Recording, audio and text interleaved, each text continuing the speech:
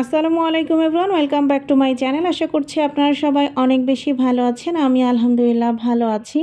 আজকে এখানে আমি ইলিশ মাছের মাথা, লেজ এবং কয়েক পিস মাছ ছিল, সেটা দিয়ে আলু দিয়ে একটা পাতলা ঝোলের তরকারি রান্না করেছি এবং এই তরকারিটা জারিফের বাবার অনেক পছন্দের।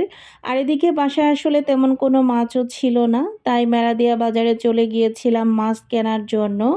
তো এখানে আমি বেশ কয়েকটা ছোট সাইজের ইলিশ মাছ নিয়েছি আর নিয়েছিলাম এখানে লাল পোয়া।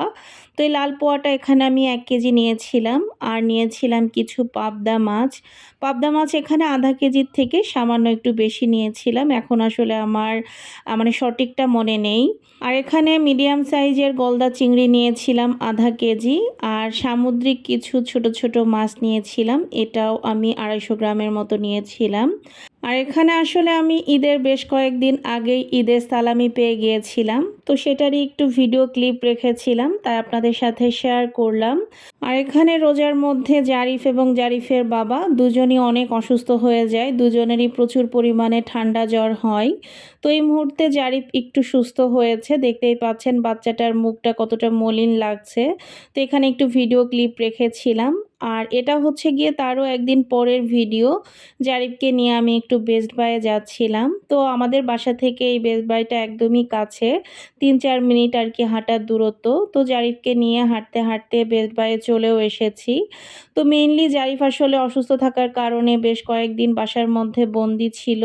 আর এদিকে রমজান চলে আসার কারণেও আসলে রমজান মাসে তো কোথাও তেমন ঘুরতেও যাওয়া হয় না। তো সেজন্য জারিফ আসলে বাসায় খুবই বোরিং ফিল করতেছিল এবং আমাকে বারবার বলতেছিল যে মা তুমি অনেক দিন আমাকে কোথাও নিয়ে যাও না।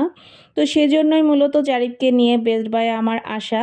তো এখানে এসেই সে এখানে তার পছন্দের বিস্কিট এবং কিটক্যাট নিয়েছে এবং সে আগে থেকেই বলেছিল যে আজকে সে একটু বড় সাইজের কিটক্যাটটাই নিবে।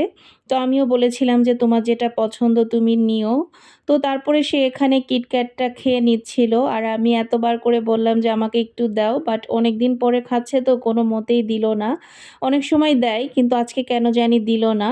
আর একটা কথা আছে না, পেট ভরে যায় কিন্তু চোখ ভরে না। তো জারিফেরও আসলে সেরকমই হয়েছিল আজকে। আর বাচ্চারা আসলে এরকমই, ওর কিটক্যাটটা খাওয়ার পরে একদমই পেট ভরে যায়, তারপরও সে বারবার আইসক্রিম খেতে চাচ্ছিল। তাই পরে তাকে আইসক্রিমটা দিয়েছিলাম কিন্তু আইসক্রিমটা সে নষ্ট করেছে, খেতে পারেনি। আর এবার রমজানে আমি আসলে তেমন কোনো ভিডিওই তৈরি করিনি। আর এটা ছিল হচ্ছে গিয়ে চাঁদ রাতের আগের দিন বা আরও একদিন আগেও হতে পারে, এই মুহূর্তে আসলে ভুলে গিয়েছি। তো আজকে আসলে আমরা গুলশান ২-এ যাচ্ছিলাম আর সেই ভাইরাল দই ফুচকা খাওয়ার জন্য, কারণ অনেক দিন হয়ে গেল এই দই ফুচকাটা খাওয়া হয় না। তো আমরা হাতিঝিলে এসে একটু দাঁড়িয়েছিলাম, তারপরে পুলিশ প্লাজার সামনে দিয়ে একদম গুলশান ১ হয়ে তারপরে গুলশান ২-এ যাচ্ছিলাম। আর চারিদিকে কেমন জানি একটা ঈদ ঈদ ভাইবস মনে হচ্ছিল। অনেক সুন্দর লাইটিং করেছিল সব জায়গাতে।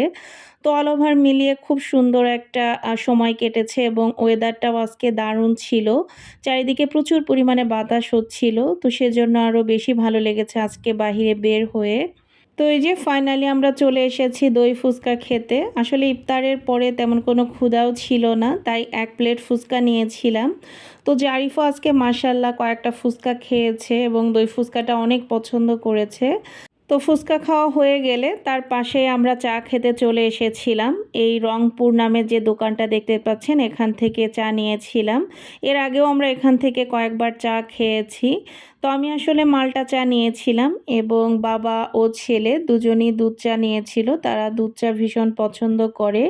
তো চাটা খাওয়া হয়ে গেলে এখন আমরা আসলে ব্যাক করছিলাম, কারণ বেশ রাতও হয়ে গিয়েছিল যেহেতু হাতিরঝিল দিয়ে ঘুরতে ঘুরতে এসেছি। তো এভাবেই আসলে খুব সুন্দর একটা সময় কেটে যায় আজকে। আর এটা হচ্ছে গিয়ে তার পরের দিন, আমরা আজকেও ঘুরতে বের হয়েছিলাম, দেখতেই পাচ্ছেন আজকেও আমরা গুলশান ২-এ চলে এসেছি। তো এদিকে আমরা আসলে একটা কাজে এসেছিলাম, যদিও ওই কাজটা আমাদের হয়নি, দেন বাইরে একটু ঘোরাঘুরি করে আমরা বাসায় চলে আসি। আর এটা ছিল তারপরের দিন দুপুরবেলা। আজকে ছিল হচ্ছে গিয়ে জুমাতুল বিদা। তো বাবা ছেলে এখানে জুম্মার নামাজ পড়তে চলে যাচ্ছে।